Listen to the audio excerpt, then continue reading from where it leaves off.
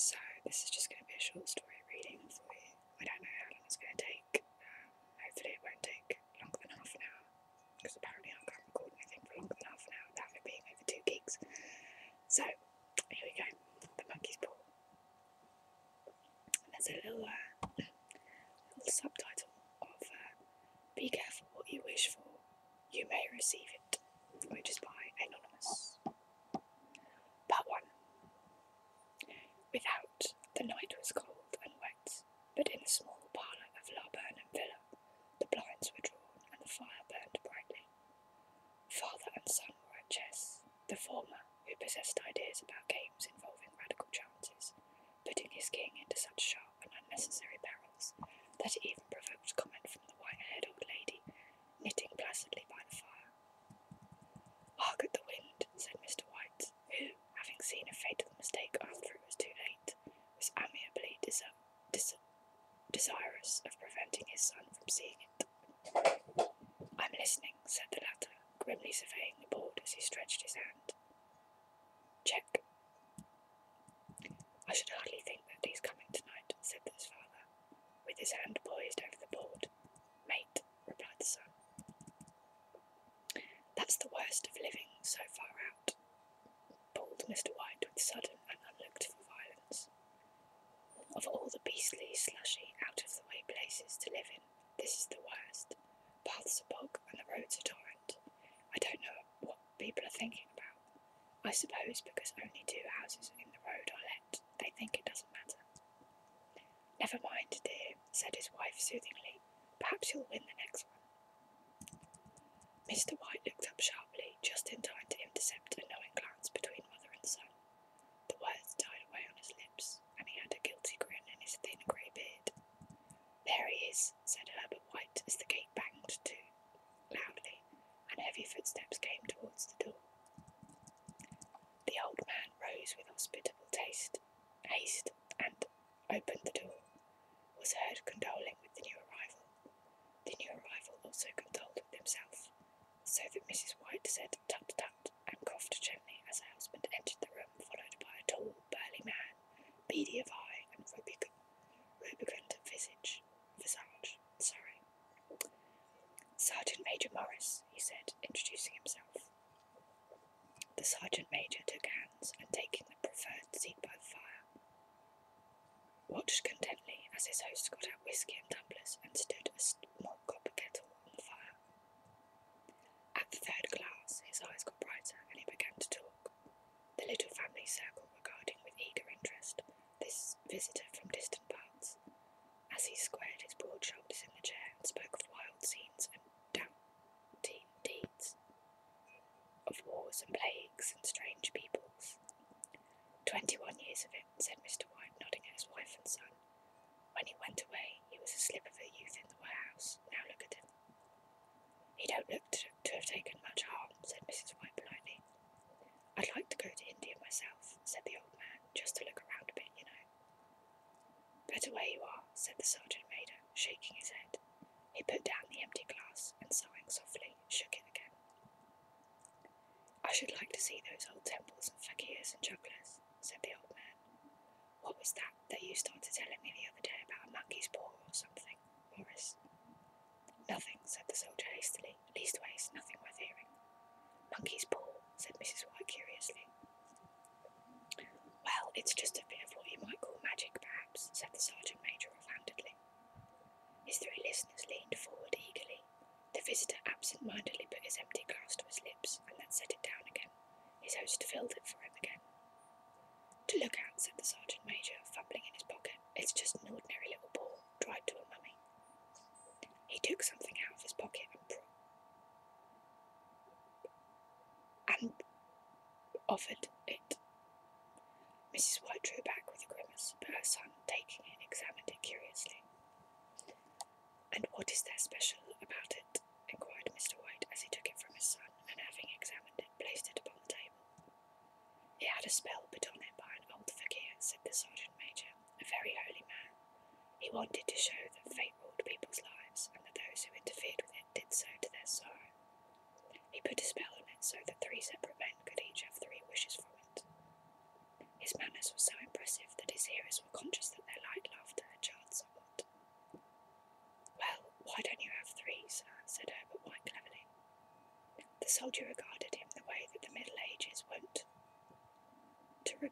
presumptuous youth. Want to regard sorry, someone's written this, and they haven't spelled the words correctly, so I apologise if I sound a bit retarded when I read it. The soldier regarded him the way Middle Ages want to regard presumptuous youth. I have, he said quietly, and his blotchy face whitened. And did you really have the 3 wishes granted? Asked Mrs. White. I did, said the sergeant major, and his glass tapped against the strong teeth. And as anybody else wished, persisted the old lady. The first man had his 3 wishes, yes, was the reply. I don't know what the first 2 were, but the third was for death. That's how I got the ball. His tones were so grave that a hush fell upon the group. If you've had your 3 wishes, it's no good to you now then, Morris, said the old man at last. What do you keep it for? The soldier shook his head. Fancy, I suppose, he said slowly. I did have some idea of selling it, but I don't think I will. It has caused me enough mischief already. Besides, people won't buy. They think it's a fairy tale, some of them, and those who do think anything of it want to try it first and pay me afterward. If you could have another 3 wishes, said the old man, eyeing him keenly, what would you have them? I don't know, said the other. I don't know. He took the ball, and dangling it between his forefinger and thumb, suddenly threw it upon the fire. White, with a slight cry, stooped down and snatched it off. Better let it burn, said the soldier solemnly. If you don't want it, Morris, said the other, give it to me. I won't, said his friend doggedly. I threw it upon the fire. If you keep it, don't blame me for what happens. Pitch it on the fire like a sensible man. The other shook his head and examined his possession closely. How do you do it? He inquired. Hold it upon your right hand, and wish aloud, said the sergeant major, but I warn you of the consequences. Sounds like the Arabian Nights, said Mrs. White as she rose and began to set the supper. Don't you think you might wish for 4 pairs of hands for me? Her husband drew the talisman from his pocket, and all 3 burst into laughter as the sergeant major, with a look of alarm on his face, caught him by the arm. If you must wish, he said gruffly, wish for something sensible. Mr. White dropped it back in his pocket, and placing chairs, motioned his friend to the table. In the business of supper, the talisman was partly forgotten, and afterward the 3 sat listening in an enthralled fashion to a second instalment of the soldier's adventures in India. If the tale about the monkey's paw is not more truthful than those he has been telling us, said Herbert as the door closed behind their guest, just in time to get to the last train, we shan't make much out of it. Did you give anything for it, father? Inquired Mrs. White, regarding her husband closely. A trifle, he said, colouring slightly. He didn't want it, but I made him take it, and he pressed me again to throw it away. Likely, said Herbert, with pretended horror. Why, we're going to be rich and famous and happy. Wish to be an emperor, father, to begin with, then you can't be henpecked. He darted around the table, pursued by the maligned Mrs. White, armed with an anti-macassar. Mr. White took the ball from his pocket and eyed it dubiously. I don't know what to wish for, and that's a fact, he said slowly. It seems to me I've got all I want. If you've only cleared the house, you'd be quite happy, wouldn't you? Said Herbert, with his hand on his shoulder. Well, wish for £200 then, that'll just do it. His father, smiling shamefacedly at his own credulity, held up the talisman, and his son, with a solemn face, somewhat marred by a wink at his mother, sat down and struck a few impressive chords. I wish for £200, said the old man distinctly. A fine crash from the piano greeted his words, interrupted by a shuddering cry from the old man. His wife and son ran toward him. It moved, he cried, with a glance of disgust at the object as it lay on the floor. As I wished, it twisted my hand like a snake. Well, I don't see the money, said his son as he picked it up and placed it on the table, and I bet I never shall. It must have been your fancy father, said his wife, regarding him anxiously. He shook his head. Never mind, though. There's no harm done, but it gave me a shock all the same. They sat down by the fire again while the 2 men finished their pipes. Outside, the wind was higher than ever as the old man started nervously about at the sound of the door banging upstairs. A silence unusual and depressing settled on all 3, which lasted until the old couple rose to retire for the rest of the night. I expect you'll find the cash tied up in a big bag in the middle of your bed, said Herbert as he bade them good night, and something horrible squatting on top of your wardrobe, watching you as you pocket your ill-gotten gains. He sat alone in the darkness, gazing at the dying fire and seeing faces in it. The last was so horrible and so simian that he gazed at it in amazement. It got so vivid that, with a little uneasy laugh, he felt on the table for a glass containing a little water to throw over it. His hand grasped the monkey's paw, and with a little shiver he wiped his hand on his coat and went up to bed. Part 2. In the brightness of the wintry sun next morning, as it streamed over the breakfast table, he laughed at his fears. There was an air of prosaic wholesomeness about the room which it lacked on the previous night, and the dirty, shrivelled little ball was pitched on the sideboard with a carelessness which betokened no great belief in its virtues. I suppose all old soldiers are the same, said Mrs. White. The idea of our listening to such nonsense. How could wishes be granted in these days? And if they could, how could £200 hurt you, father? Might drop on his head from the sky, said the frivolous Herbert. Morris said that things happened so naturally, said his father, that you might, if you so wished, attribute it to coincidence. Well, don't break into the money before I come back, said Herbert as he rose from the table. I'm afraid it will turn you into a mean, avaricious man, and we shall have to disown you. His mother laughed and followed him to the door, watched him down the road, and returning to the breakfast table, was very happy at the expense of her husband's credulity. All of which did not prevent her from scurrying to the door at the postman's knock, nor prevent her from referring somewhat shortly to retired Sergeant Majors of bibulous habits when she found that the post brought a tailor's bill. Herbert will have some more of his funny remarks, I expect, when he comes home, she said as they sat at dinner. I dare say, said Mr. White, pouring himself out some beer, but for all that, the thing that moved in my hand, I'll swear to. You thought it did, said the old lady soothingly. I say it did, replied the other, but there was no thought about it. I had just... What's the matter? His wife made no reply. She was watching the mysterious movements of a man outside, who, peering in an undecided fashion at the house, appearing to be trying to make up his mind to enter. In mental connection with the £200, she noticed that the stranger was well dressed and wore a silk hat of glossy newness. 3 times he paused at the gate and then walked on again. The 4th time he stood with his hand upon it and then with sudden resolution flung it open and walked up the path. Mrs. White in the same moment placed her hands behind her and hurriedly unfastened the strings of her apron, put that useful article of apparel beneath the cushion of her chair. She brought the stranger, who seemed ill at ease, into the room. He gazed at her furtively and listened in a preoccupied fashion as the old lady apologised for the appearance of the room and her husband's coat, a garment which he usually reserved for the garden. She then waited as patiently as her sex would permit for him to broach his business, but he was at first strangely silent. I was asked to call, he said at last, and stooped and picked a piece of cotton from his trousers. I come from Moore and Meggins. The old lady started. Is anything the matter? She asked breathlessly. Has anything happened to Herbert? What is it? What is it? Her husband interposed. There, mother, he said hastily. Sit down. You don't jump to conclusions. You've not brought bad news, I'm sure, sir, and eyed the other wistfully. I'm sorry, began the visitor. Is he hurt? Demanded the mother wildly. The visitor bowed in assent. Badly hurt, he said quietly, but he is not in any pain.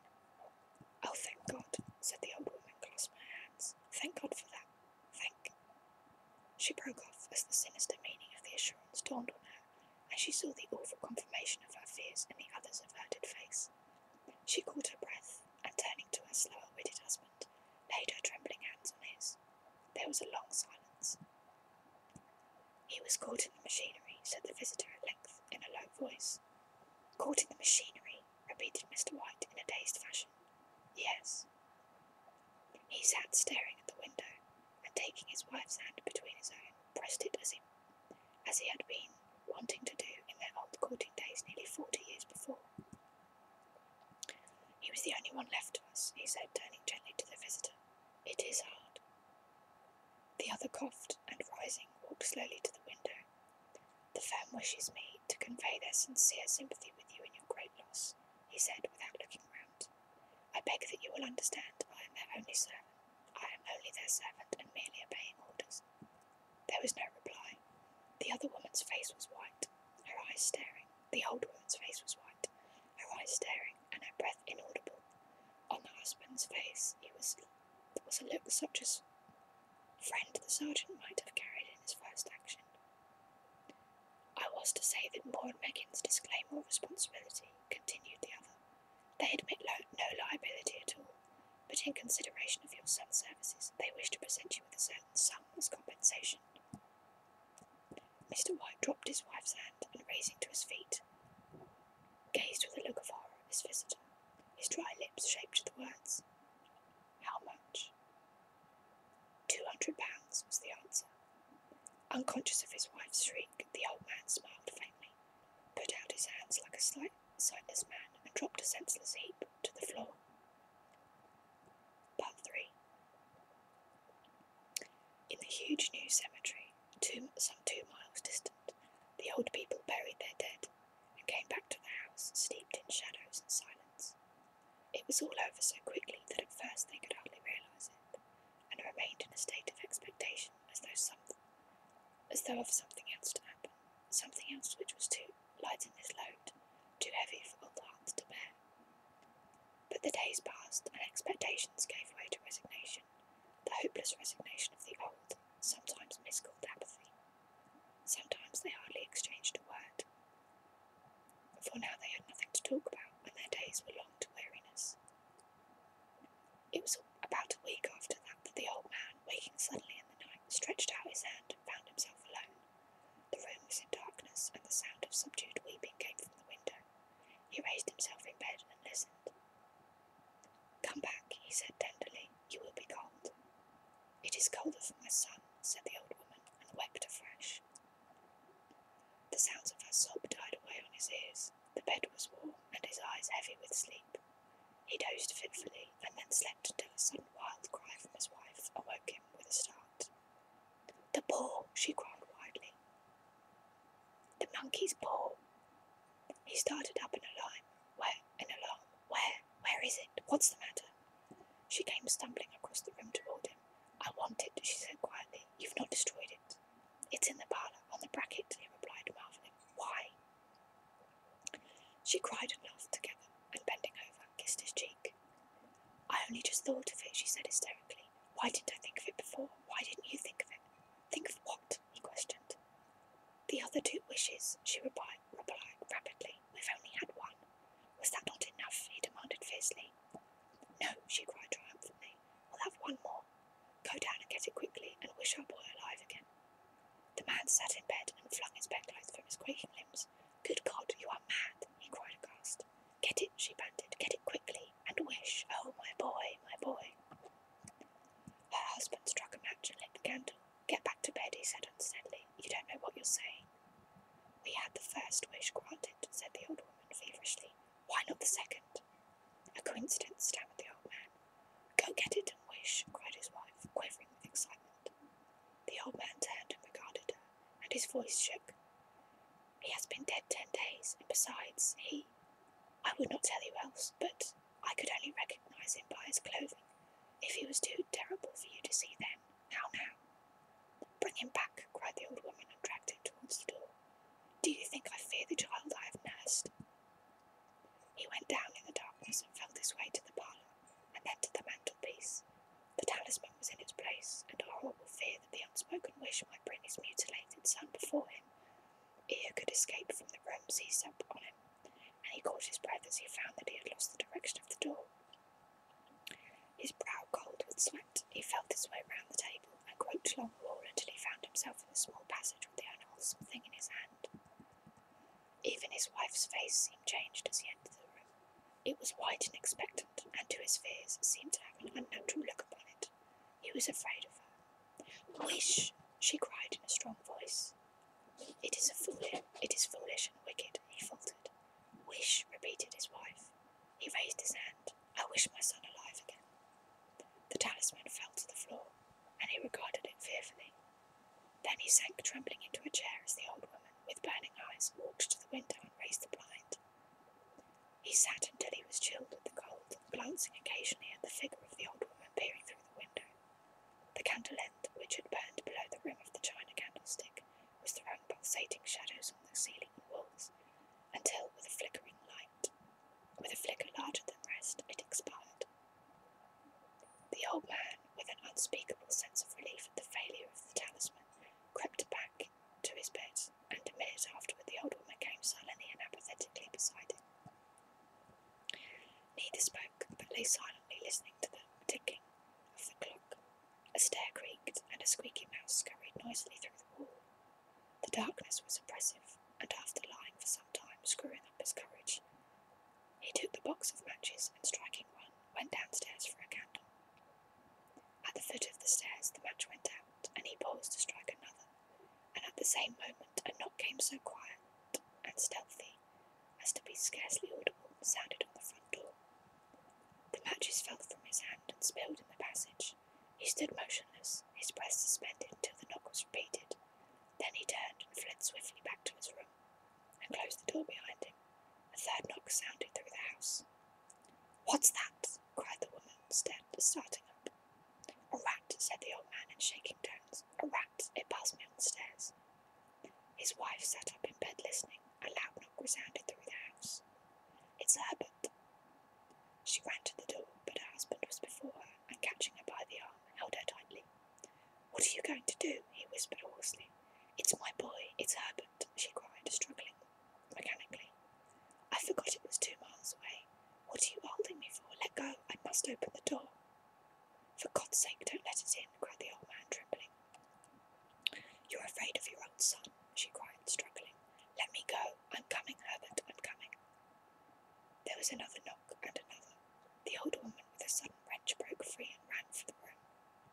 Her husband followed to the landing and called after her appealingly as she hurried downstairs. He heard the chain rattle back and the bolt drawn slowly and stiffly from the socket. Then the woman's voice, strained and panting. "The bolt," she cried loudly. "Come down, I can't reach it." But her husband was on his hands and knees, groping wildly on the floor in search of the ball. If only he could find it before the thing outside got in. A perfect fusillade of knocks reverberated through the house, and he heard the scraping of a chair as his wife put it down on the passage against the door. He heard the creaking of the bolt as it came slowly back, and at the same moment he found the monkey's paw and frantically breathed his third and last wish. The knocking ceased suddenly, although the echoes of it were still in the house. He heard the chair drawn back and the door opened. A cold wind rushed upon the staircase, and a long, loud wail of disappointment and misery from his wife gave him the courage to run down to her side, and then to the gate beyond. The street lamp flickered opposite, shone on a quiet and deserted road. So that was The Monkey's Paw. I hope you enjoyed it. It's quite quite a chilling story to read, but I enjoyed it. I actually think it's a good story. I've never read it before, but I've heard about it. So I hope you enjoyed it. Thank you for listening.